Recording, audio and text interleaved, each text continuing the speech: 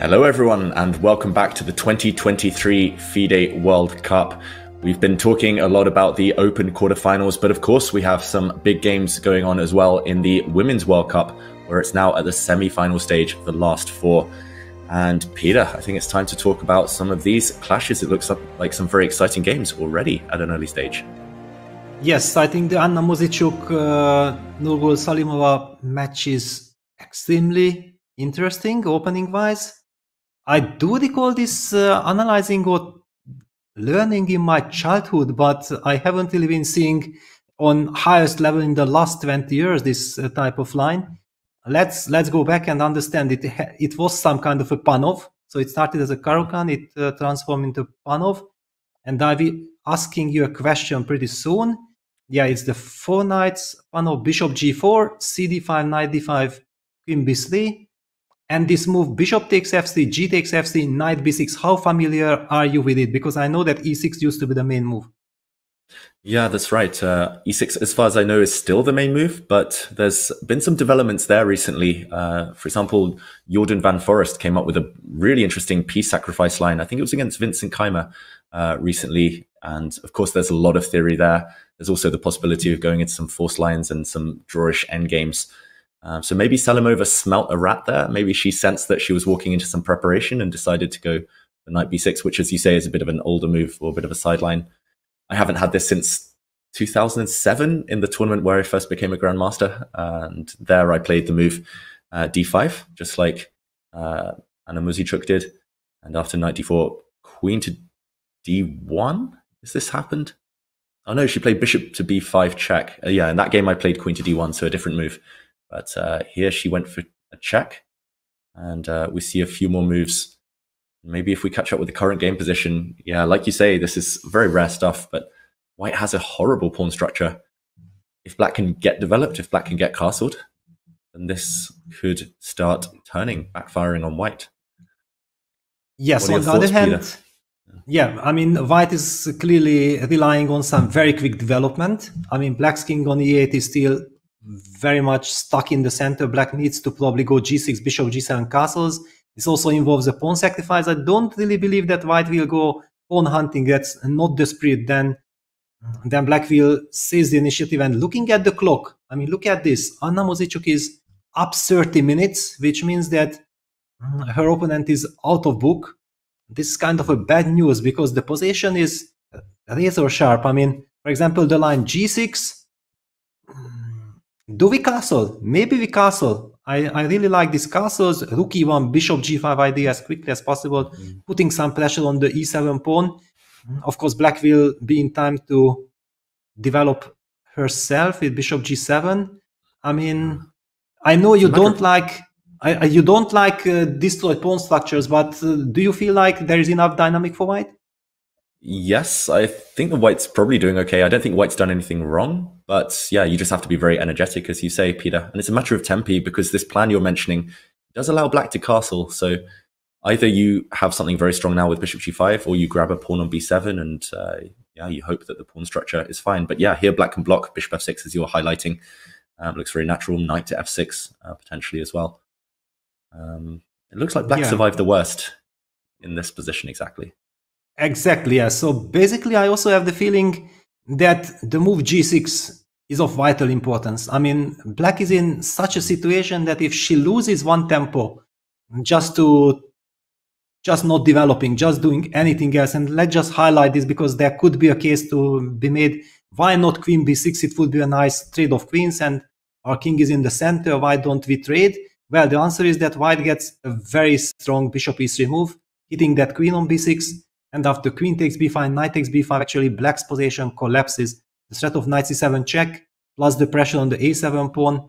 And also black has coordination issues with the development. So yes, queen b6 not a move at all. And that basically leaves us only with g6. So by elimination, black will be able to find the right move. Yeah, is she reluctant here, Salimova, do you think, just to give up the b7 pawn? I don't know how important it is. I wouldn't be prioritizing it right now. I would just try and get my king to safety at any cost. But is this something she's worried about? And here, I don't know what next for white. Maybe now just getting developed somehow. Black is very quick. Yes, black is very quick, and this cannot be a problem for black. Yeah, this is so much in the Grünfeld spirit that we sacrifice a pawn, we get quick development, that bishop on g7 is a monster bishop, white's queen on b7 will lose time, eventually rook b8 will be also very nasty, putting pressure on the b2 pawn. No, white shouldn't go after the pawn. White clearly has to go for the initiative, but the big question is, we have made all the natural moves here in the line after g6 castles, bishop g7, and the case could be made that maybe bishop g5 to start with, to eventually threaten the move d6, but I was not sure if d6 is a threat at all. Yeah, if bishop g5, how would you react? First instinct, I would castle and ask whether d6 is a big threat, as you mentioned, because I can block that. Maybe again with bishop f6. Maybe I'm running into some tactics here, though.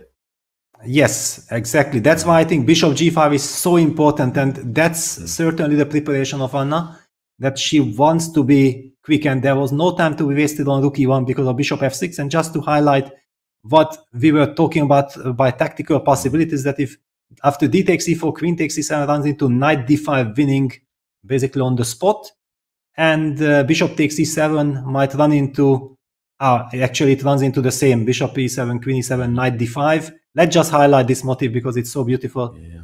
Knight d5, the black queen moves, and then white sacrifices the queen. Queen takes d7, knight f6 check. So all kinds of dangers looming at black side, but we know that David is an incredible stabilizer. So let's give you another chance to. Yes, I'm putting you at the spot. I understand. Okay, so I'm also slightly afraid of playing the move h6 because I'm thinking you might sacrifice something on e7. I would have to calculate here, but if I can get away with it, then this might be a nice inclusion. This does look a bit scary for black somehow.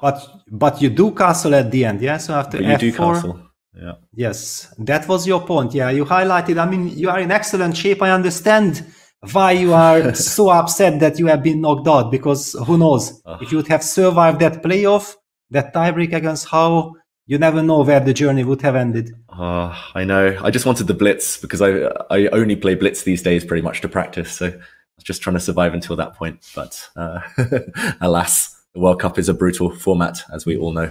So many big seeds being knocked out. But yeah, I mean, in that variation, just having that extra move h6 means that, for example, if white were to retreat the bishop to h4, there would be this extra g5 resource if it's kind of really, really necessary. For example, here, black were to castle. And yeah, at least it's still a bit shaky, but it feels like black is surviving. Yes. And that's the name of the game, I think, for Salamova to survive, just these next few moves. And g6 seems to be the way to start that. Yeah, exactly. So basically, I think we have already covered this game extensively enough. We are waiting for action. Let's check out on the other game between Tanzonji with the white pieces against Alexander Goryachkina. It's a classical Carlsbad structure. Okay, just very quickly, I mean, we will not be talking about all the nuances, just so that everybody understands, because we more or less understand where it came from. Yeah, it's classical Queen's Gambit, then it transforms into a Carlsbad structure after CDD, bishop g5, bishop e7, e3, castles, bishop d3, rook e8, knight g2, the most ambitious way. Yeah, it's common knowledge that knight g2 gives white then later option of trying to go for f3, e4, black goes c6, white played the move h3, knight b7, queen c2, a5, short castle, knight f8, f3, b5, and rook e1. We reach the current position. Yeah, and you mentioned there are a lot of nuances here, Peter. This has really come back into fashion recently. I guess, again, it's just a way for black to survive the opening, get out with a playable position. Of course, it happened in the World Championship match between Ding and Jan Nepomniachtchi. And yeah, here it looks like white's ready to play e4 in some scenarios, but you've got to time it correctly. Feels like everything's been building up to that point. So, okay, how can black fight against that? Goryachkina. What moves come to mind here instinctively for black, Peter? Well, I mean, clearly black wants to get that knight to e6 in order to pressure the d4 pawn. But for the moment, we can't play knight e6 due to bishop f6, bishop takes h7, and we lose a pawn. And in general, I don't like to play the move h6 from the black side here, but there is a case to be made that we are solving that problem. So after h6, the bishop most probably retreats to h4. That's the typical move. And then eventually we are able to jump to e6, making sure that e3, e4 is not really happening, because after d takes e4, we get access to the d4 pawn. Yeah, looks very logical. And I guess here white would be playing moves like bishop f2 to try and maybe support the d4 pawn indirectly to get ready again for e4. And again, the struggle continues. Can black prevent this move? Yes, can I try something like bishop a6? To me, the move rook a1 is a bit questionable. I mean, of course, it's a very natural move, but exactly because white is anyway controlling the e4 move very nicely with the bishop on d3, knight on c3, pawn f3, there was a case to be made placing the rook on d1, which keeps a little bit more focus on the d4 pawn. But this is many times just a matter of preference. Yeah, when I've been looking at these lines, often the rook on d1 kind of makes more sense with the rest of your pieces. Here, you're pretty much committed. There's not so much flexibility anymore. And yeah, that single-minded approach, unless you can get e4 in, might not be the best one. So bishop a6 immediately from Goyachkina, also logical, similar to the other variation you were showing. And again, the question is e4, this tactics to calculate there potentially. Feels a bit shaky right now for white somehow. There we go, indirectly attacking e4, kicking the knight away, say knight a4. Yeah, and I think we can take on e4. I'm trying to calculate on the fly here, but I'm not as quick as Danya, unfortunately, with the calculations these days. But this seems to work out for black. Yes, this is the idea behind bishop a6. These tactics, white can't take on e4 because of bishop takes g5. After bishop takes e5, bishop takes e7, black probably just, yes, it's important to take with the rook, just to make sure that we are not pinned on the e file, just to highlight that, yes, queen takes e7 would be a very big blunder because of knight g3. Winning serious material, the knight would be lost. So yes, a very nice little move, bishop a6, making sure that e4 is not working yet due to tactics. And black is also trying to set up some very quick plan with c6, c5, I guess. But it's not so easy, because if we play the move rook c8, then we will never have chance to go b4 because the bishop will be hanging on a6. So there are many, many nuances here. But for the moment, it is white to decide what to do with this structure. Yeah, I do kind of expect both players to burn a bit of time on the clock now, because it does feel like a bit of a kind of waiting game. You're kind of tiptoeing around. If white can get e4 first successfully, then white has the advantage. If black can get c5 first, things could turn in Goyachkina's favor here. Usually in these positions, you maneuver around, you go bishop h4, bishop f2, and you kind of keep waiting. But yeah, if black can't, well, if black can break out with c5, then it's not something that Tan Zhongyi will want. So yeah, we'll see. Very tense position here. Meanwhile, the other game is following the lines we were discussing. Salimova did go for g6, bishop g7, and she's likely to castle. So it looks like she's got a healthy position out of the opening there. So thoughts, Peter? Yes, exactly. We are seeing that g6 castles, bishop g7, rook e1 happened. The line that we first discussed, it featured the most natural moves. Black has castled, and basically our line included bishop g5, and we thought like, okay, bishop f6 is a very solid way for black to play the possession. Now that it might rise, we can take a quick look before we go to the open section. She has just played bishop g5, so this is imminent. This is about to happen.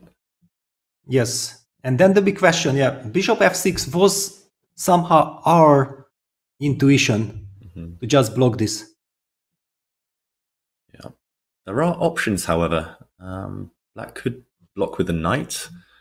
I'm wondering if knight e5 is a thing as well. Just to break out tactically. Feels a bit shaky, but yeah. Maybe bishop f6. Let's investigate just one or two moves deeper there before we move on. Okay, Yes, let's say I white do. now takes. Yeah, well, but if takes, then I believe that we are more or less happy. No, for example, bishop f6, knight takes f6. Now, if we stabilize, we should be fine. So now it's the time for white probably to collect material. Yes, so we have to address what happens after queen takes b7. Okay, I'm somehow tempted to follow it up with rook b8. Which pawn and how do you capture? Yeah, let's say I start with the a7 pawn just to kind of force your hand here. Yes, and okay, now I have to decide, do I take on b2 or do I take on d5? Yeah, you need to take one of them. 2 pawns is a big, big deficit here. Okay, probably I take on d5. Rook d1, I guess. Rook a d1, and then okay, I'm gonna play e6. And say that now finally I might get access to your king and I get some compensation. Yeah, exactly. If the pawn was back on g2, if my pawns weren't doubled on the king side, I'd say white has a huge advantage, but here it's probably dynamically balanced. Knight takes d5 and queen d4 though. Am I stabilizing at all? Yes, you are. You are, and then I need some computer help, which I have, you know, so... I don't have access. Yes, but the point is that anyway, you are not risking anything. You are in perfect shape, so it is black who needs to justify, yes, that she can handle this position. King h1, for example, queen f5 is a move, a key move suggested by computer using the fact that the pawn fc is vulnerable. If king g2 happens, then we keep on checking. And after the move rook e3, black has this move queen c2, hitting the pawn on b2, and rook d2 is met by queen b1 check, grabbing the a2 pawn, and that's how computer survives and saves the position. Yeah, that's super accurate and the type of thing that Salamova might need to find. Yeah, not obvious actually from afar, but not at all once you see it. Yes, there was also a highlight in Anna Muzichuk's interview. I think that everybody is so clever with engines. Absolutely true. I mean, all these moves that we have just analyzed in like 10-15 seconds, if we would be thinking there, it would take us half an hour. First of all, you don't know exactly, should you make this decision? Should you go to some other direction? But this bishop f6 does look like the most human, but often human moves lead to those long forced lines, which are so difficult to evaluate at the end of the day. Yeah, exactly. She's got 2 or 3 candidate moves here, and she'll be trying to dig deeper, calculate further in all of those directions, and only then will she make a decision. And 46 minutes, okay, she's down significantly on the clock, but it feels like this next sequence is going to be the critical one. So probably a good moment to pause for Salamova. And Peter, shall we head back to the open section? Looks like the games are developing tempo there. Wow, some huge developments in all of them. Yes, gotta say. we have to jump right in there. I guess we should go to the Magnus Carlsen game against Gukesh, because that's kind of insane. Exactly. Wow, what happened here? Yeah, let's do a quick recap for those who are only just joining us or have only just joined us recently. It was a London system, but it looks anything other than a London system right now. It started with bishop f4, and Magnus played this provocative setup as black, allowing white to occupy the center. And he was just basically saying, come at me, bro. And Gukesh is saying, sure, I'll come at you. And yeah, after we see Magnus eventually challenge for the center, Gukesh castled queenside, sacrificed a pawn. This was rejected, at least temporarily, but Gukesh insisted. And a3, just again, active, always choosing the most energetic response, and now d5 by Gukesh. And look at the clock times as well. Players have started to tank, have started to think finally, but Gukesh, is he in preparation, Peter? d5 played, opening up the queen, and after knight takes d5, queen takes g7. Looks hairy, looks scary for black. Yeah, but I think that Gukesh did slow down at some point, probably after bishop b4. And yeah, Magnus goes with queen f6, basically forces the queen trade. Yeah, that's excellent news for black. The bishop on f4 is hanging. That's why there is no way for white to avoid the queen trade. And a possible queen trade, queen f6, knight takes f6. With this pawn on e4, bishop on b7 construction, there is a lot of hidden dynamics for black. White's king side is not yet developed. That's another issue. And I do believe that the key line is that after bishop e5, black has the move king e7, protecting that knight. Ah, wow, hang on. So after bishop e5, of course, knight b7 is not possible due to rook takes d7. That's very obvious. But after king e7, the reason why white included the move bishop e5, for example, is that after bishop takes e7, knight b7, there is this nasty little check on d6, forcing black's king back to e8, making also sure that that black king will never be able to castle. Yeah, I think this is going to happen. It's all very logical. We came in at a moment where it looked like Gukesh was starting some fireworks. Magnus has extinguished that with the queen trade, but yeah, I'm still inclined towards White's position, despite the evaluation bar saying level, because again, bishop pair, that line you showed looks like a nice way to just annoy the opponent. But maybe just having this pawn on e4 is actually what's saving Magnus here. His remaining pieces will be quite active. And yeah, White still hasn't developed the king side. It might be tricky to do so. Yes, I just wanted to highlight, yeah, because it's kind of very principled, very natural also. It's very harmonious for black, but it's the best what White can achieve. I guess that bishop d6 check is such a big temptation, then black's king falls back to 8. And again, yeah, this pawn on e4, we can't highlight it enough because it's really the soul of black's position. The reason why black can afford fighting against this monster bishop on d6, because all the other pieces are beautifully placed. Black also has ideas like going rook g8, rook c8. The rooks are in the game. The king on e8 is kind of perfectly safe. It might be dynamic balance. In fact, how does White develop? That's also a big question. If you could somehow put the white knight on any other square, any active square, you'd be very happy. But yeah, right now, this tension on f3, e4 is awkward to resolve. If you ever take, black's knight gets active on e4. Don't really want to push f4 as white. You leave black with a protected pass pawn long term. Yeah, it's tricky.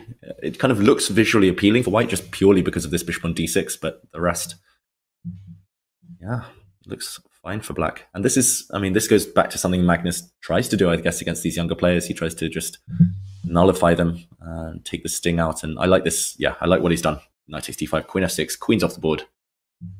And yeah, he's alive as black. Anything else for Gukesh here? I guess this line's pretty much forced. Yes, I don't see anything. And I have to give a lot of credit to Magnus because the situation that we have witnessed there after castles looked quite scary. Gukesh was still in book, was blitzing things. The position looked very dangerous. We were talking about maybe b6, b5 is a stabilizing move, but Magnus came up with a very nice human touch. Like he said, you know, I need to develop. Yes, it's kind of dangerous to give up the dark square bishop in this kind of circumstances, but it's justified. Perfect judgment. And basically, by playing bishop b4, he had to foresee and calculate all the way till this endgame after bishop d6 check king e8. I think that was the final picture, and he had to evaluate it that actually this is a good position for black, nothing to worry about. Brilliant judgment, I have to say. Yep, brilliant judgment. And we shouldn't forget that this is just a huge match for Gukesh, probably the biggest match of his career. Potentially the candidates on the line if he beats Magnus, but that's a big hurdle. I think out of the 4 remaining Indian players, it's the toughest luck for him to be drawn in the same quarter as Magnus. And yeah, looks like a level position, but not the end of the world, of course. But yeah, a bit disappointing. Maybe Gukesh would have been a bit more excited after getting his preparation on the board. Yeah, and he also played with so much spirit, yeah, that he was willing to sacrifice the pawn. Then he opted for d4, d5, opening up everything. But it was wonderful judgment for Magnus that actually he can grab everything and be able to navigate to safety after queen f6. And yes, the endgame. In fact, I would say that it's a very double-edged endgame. So if anyone would be, I think it would be full advice to think that, okay, the dynamic is out of the position. No, the dynamic is very much in. This is a double-edged endgame which can either way, but I believe that if someone has the chance of eventually getting the upper hand, might be black, actually, despite the fact that white has the pair of bishops. Yeah, if it was anyone else, we might not say that, but especially knowing Magnus, he likes these endgames where it's slightly imbalanced. Not too much, but there's enough to work with. Yeah, I think he'll be very happy just with the course of the last few moves. He also said in Baku himself, we were watching the games every evening at dinner or playing through them, and he was like, oh, Gukesh, he never gets much out of the opening, but he always plays with so much energy. And this position, at least, he'll be happy, Magnus, that he's taken some of the energy out of the board. So, yeah, Peter, should we check in on some of the other games? It looks like exactly. Yeah, hot stuff on some of the other boards as well. Yeah, well, the game between Pragnanda and Erigaishi, I think we can first skip for the fact that it's a very slow affair. We could be talking about this for hours, but it's not yet yes, also mine from both sides. I could identify myself with both sides, but probably we have a little bit more dynamic action somewhere else. So before we get back to the Pragnanda game, we make a tour. What do we make of the Dominguez game? It's also a typical, actually this Italian turned into a anti-martial position. It's very much of this very old line which we were analyzing in the middle of 2000s. And I believe that Lanier, knowing that he has been already deeply involved in all this theoretical discussion back then, he might be more familiar than Fabi. Yeah, and I mean, how familiar are you with Dominguez? Did you play a lot against him when you were maybe playing more actively? Well, I did play quite some games with Lanier, but not so much. However, we have been extremely good friends. We have been training partners before the World Championship 2007, which was in Mexico City. I invited him from Cuba to Hungary for a 1-month training camp. So we did spend 1 month together in Hungary. We got to know each other very well. I do remember our first game dating back to the year 2001. It was in the Yerevan World Team Championship, and he was already, as a very young player, the board #1 of the Cuban national team, which already showed that they have tremendous respect for his talent, and it's just a matter of time till he will become a superstar. And after that, we stayed in contact. We were like best friends whenever we had a chance to meet. I was also going to Cuba for training camp in the year 2010. And ever since, we are very close friends. However, he moved to the US. Of course, he has a different situation right now. We haven't been able to catch up lately, but I'm following his game and I'm loving the way he plays. I feel like he plays this old generation chess, the chess that we kind of really liked and admired, going very deep into stuff, not fooled by the computer's evaluation, just going for the absolute truth, which requires awful lot of energy. And I'm very happy to see that he still has the energy and the determination to do all this. Yeah, just from the outside looking in, I mean, Dominguez is, I think he's one of the few top players I haven't played against, and I don't know too well, but yeah, he seems like the consummate professional. Just everything's really well worked out scientifically, super dedicated, super focused. It's great to see him playing so well in this tournament. And yeah, I must say, despite the fact it looks relatively balanced, I would take Dominguez's position. Just these doubled E pawns for black, long term, maybe don't give as much flexibility.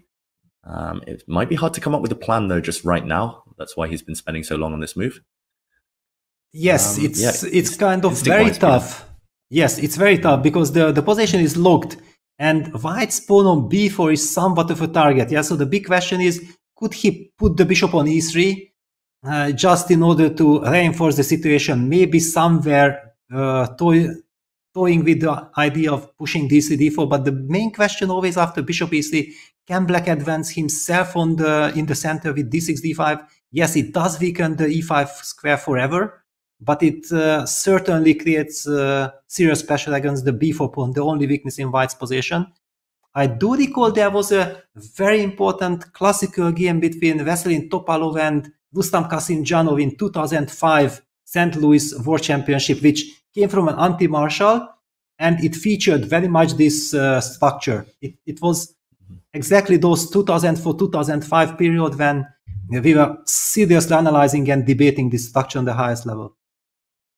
Yeah, this position can arise from Italians, anti-martials, all of these. How about bishop to c3? Is that slightly more flexible? Just hinting at d4 again. Just don't like the bishop as much on c3, feels slightly looser, but okay, he goes for something else. He plays rook move, rook to c1, it looks like on the camera. Yeah, just really tense, this position. Yes, very tense, because the question is also that if black doesn't not do anything, yeah, that's a very big question. That because if black pushes the move d6, d5, that's a very committal decision. Of course, if black is he knows that he can push it, he analyzed this type of positions recently, then that's one thing. If you haven't done that, then you are somehow, I believe, tempted to just sidestep that king from g8 to h7, getting out of this pin, which eventually somewhere might enable white to play knight f5 at some point. You want to make as much prophylactic moves as possible.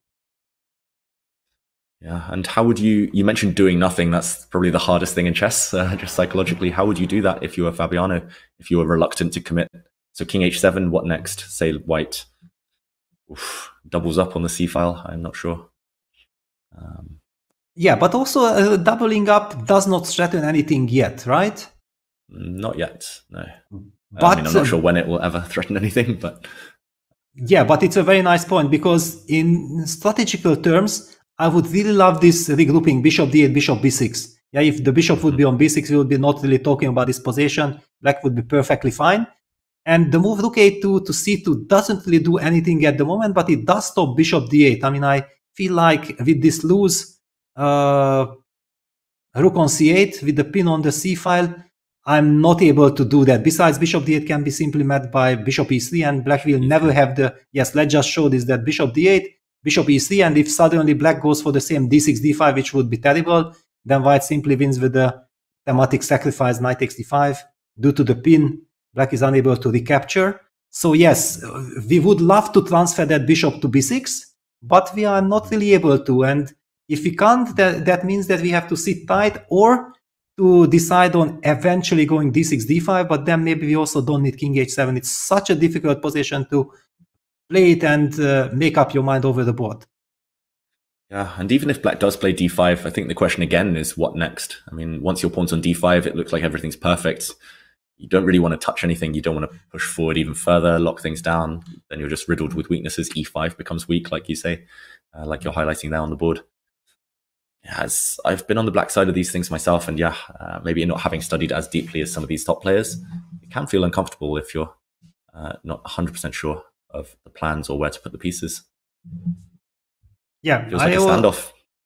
Yeah, and I also have the feeling like Dominguez should be happy with the outcome of the opening, because knowing that Fabi has brilliant preparation, you don't really expect to get anything serious out of the opening, but what you are really looking forward to is some stable position. And we do see that Fabi is up on the clock, like 20 minutes, but the players have already made 90 moves, so the game is well in progress.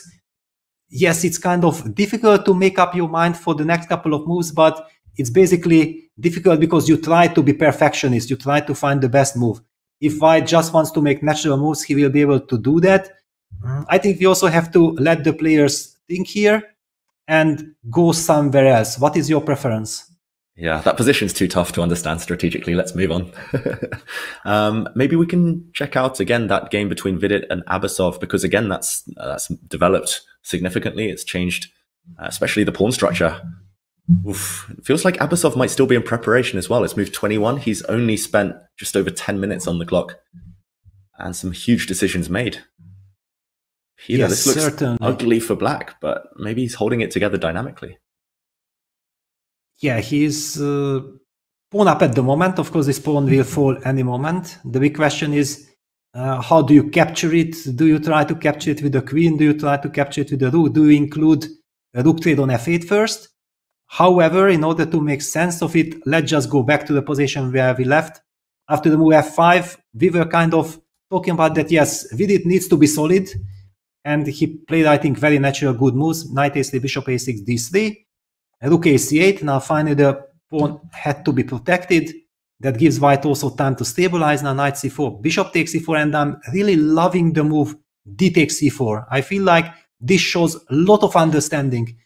It would be so thematic and the common knowledge that you should be taking with the pawn towards the center, b takes c4, but it leads to much less dynamic play. And also the opening up the d file is probably important in order to try to target that bishop on d6. I'm just loving this decision. What do you make of this? Yeah, I completely agree. It's one of the things I think I struggled with most when I was younger, or still do sometimes. Just instinctively, my hand takes towards the center every single time. But somehow it feels like white's structure is more compact here. Yeah, open files are nice. I guess as well, it's easier to target black's queenside pawns now that you've taken with the d pawn. Again, it's hard to explain why exactly. Just visually, it looks much nicer, d takes c4, than the alternative. Yeah, I mean, I agree. I like the move. It's just the fact that Abasov is potentially in preparation is really confusing me here. G3. It just aesthetically looks so nice for white with the more harmonious structure. But let's see how the game is developed. Yes, we are seeing all these moves. Very energetic play by black. Probably also Abasov knows and feels, of course, that in long terms he has strategical problems. So to justify his position, he needs to be energetic. Now Vidit goes rook a1, kind of showing that he's ready to meet e5. Of course, now black is seriously threatening to push e4, and strategically would be almost winning, because then white's king side would be very vulnerable. That's why the move e3 is obligatory. And that's a kind of a big moment. Yeah, black captured on e4. He did have a possibility of going f4, but f4 looks, I mean, it transforms to some kind of an endgame, which certainly feels completely risk-free from the white side. So g takes f4, queen g2, king g2, e takes f4 is not very nice. I don't know, e5 eventually, king f3, rook gets to g1. If this pawn on f4 can be isolated, it's dangerous, but we shouldn't be really talking too much about this, because the game featured f takes e4, and queen takes e4 is the move that was played by Vidit. Mm-hmm. It feels like the queens are pretty much forced off the board at some moment. White's queen on e4 is just too strong. And I guess Abasov is arguing that despite his ugly pawns, he's the only one with a passed pawn here, the e-pawn. If queens and rooks come off the board, maybe it's harder for white to target black's queen side. So yeah, maybe I'm expecting a variation such as this one. Let's trade off a set of rooks as well. Okay, white's not threatening to take on e5, but yeah, if the king moves, then maybe bishop takes e5. So yeah, rook e8 and bring the king for black. So yes, let's just for both sides. Yes, let's just highlight this here, because it's a very important moment that actually black king is trying to reach to e6, and then one could argue that why do we lose a tempo on rook e8? But yeah, chess is always about tactics, move per move calculation. After king f7, bishop takes e5, rook e8, suddenly, because the king has stepped on the f file, white has the chance of resolving the pin with a check, and white wins the game. So that's why, yes, black does lose a tempo for rook e8, but make sure that the next moves will be king f7, king e6. And yeah, the pawn structure is damaged, but it does look like black should be holding this without much problems, unless white can open up some new front on the king side with the timely g4. Yeah, I think that's what white has to try. Maybe something like king e2, king f7, rook h4, or g4 first. Maybe rook h4. Just hoping to somehow play g4 next. And I don't know, it comes with some risk attached for white. Yes. Yeah. If black can play moves like bishop e7. Yeah, exactly. And then after rook h3, h take g4, things get out of control. So yeah, one has to be very careful how to try to break. It's one thing that we would like to play g4. One could also give a case that then why don't we go g4 immediately? It's possible, but it also opens up the h file. Yeah, that's why you were also not that happy, I believe. Yeah, that takes rook h8, and with the active rook and the weakness in white's camp, I do believe that Abasov has solved his problems. Yeah, me too. It looks like he's, I mean, with a series of great prep and engine moves, I guess he's found his way to a very tenable position. And I could see this one turning as well if Vidit's maybe too ambitious or maybe a bit careless. Black is the one with the e-pawn after all, and once black's king gets to e6 in that endgame, it doesn't feel like too much to worry about at all. And suddenly those white queenside pawns we talked about capturing with dc4 earlier, suddenly it's hard to create a passed pawn. That's the one downside for white. So yeah, I mean, I just think it's just been a really well played game by both so far. And the fact that Abasov's been playing so quickly probably means that Vidit's played very close to the top engine moves as well. So Impressive stuff from both, cancelling each other out. Yeah, so Okay. basically we think that it's more or less dynamic equality and a rather drawish endgame. I believe that basically both players are so strong that it would be a miracle to see anything else than a draw. That gives us a chance to catch up on the Prague's game, because the Prague's game is, of course, of very high quality. It's only that a little bit slow affair, and if you relate to Prague and Arjun, you would think like fireworks. Yeah, these two young, energetic players, they are so dynamic, but probably they know each other, they have tremendous respect, and they know that no, I shouldn't be giving my opponent a chance to show his incredible skills in tactical play. Yeah, that's the problem, right? When you play a friend, when you play someone, you know their strengths so well. It's easy to kind of tense up and not be able to relax. I don't know if you had experiences of that, Peter. You must have done throughout your career, playing someone you really respect. It's hard to play your best chess, right? Yeah, especially with the person whom you've worked on chess. Yeah, for example, against Lanier, we felt like we simply unable to play against each other because too much mutual respect. We know each other's repertoire, and the whole friendship was based on that. If we find novelties in the line that we analyzed together throughout those years, then we were sharing it with each other. And then if you want to play against each other, it means that you have to get out of your comfort zone. Luckily, we didn't really play too many very important decisive games, so it wasn't an issue. But otherwise, I would have, for example, a World Cup, unimaginable. Yeah, it would be a very ugly spot. But if you are just friends, yeah, like you are friends, you spend time, but you haven't been involved in opening work together, then I feel that it's much easier that case. Yeah. I guess not as quite as bad as sister playing sister when the Muzichuks met in the Women's World Cup, but yeah, this one must be not far off. And meanwhile, yeah, in terms of the position, still symmetrical pawn structure. Black's rook on a5, interesting placement there. But this last sequence, I thought it might be turning in Black's favor, but knight e5 was a really nice move by Prague. And bishop to e6 feels a bit clumsy for Erigaisi, just visually at least. Well, he did give a tempo. On the other hand, he wanted probably to provoke that knight to e5. How do you continue? I know that you are the true master of this type of position, so please give us a chance to learn something. Thank you, Peter. You're too kind. I'm pretty much the opposite of Danya, who you've been commentating with a lot. He's all about the tactics. I'm all about the old man chess. I mean, first question for me would be whether Black is actually threatening to take on e5. Like you said, he's kind of provoked White's knight to e5. I mean, somehow I just want to play a move like queen to d2, just because tactically the rook on a5 feels a bit loose, just because I want to get my other pieces into the game. Big question is whether Black really wants to take on e5 or not. Because I don't see an obvious move for Black other than capturing on e5. And capturing with the knight or bishop, what is your feeling? Ooh, good question. I mean, I would look at knight takes first, just because, again, I'm kind of biased towards keeping my bishops, which is maybe not healthy. And now d4. And for me, this would be the question. I don't see any good knight jumps hitting this rook on a5. Yeah, I think that this is very much the human way of dealing with the position. Yeah, that queen d2, I want to stabilize. Let's check what happens in the concrete lines. And I believe that first this knight takes e5, d5, d4 has to be addressed. But then I hit on b3, no? Ah, wait, yes, of course. Well, this definitely has to be addressed. I can help you because computer actually agrees that this is kind of probably nice for white, and computer says, you know what, just don't panic, play the move knight e4. But these are the little moves that is so difficult for the human brain to understand, because of course we know that the rook is hanging, but the structure has been damaged. The pawn on e5 is weak. Black played the move d5, d4 with the tempo. We are closing down the long diagonal with the bishop. It's just so difficult to understand. With computer help, it's very easy. After rook b5, the move that I thought, like, why not?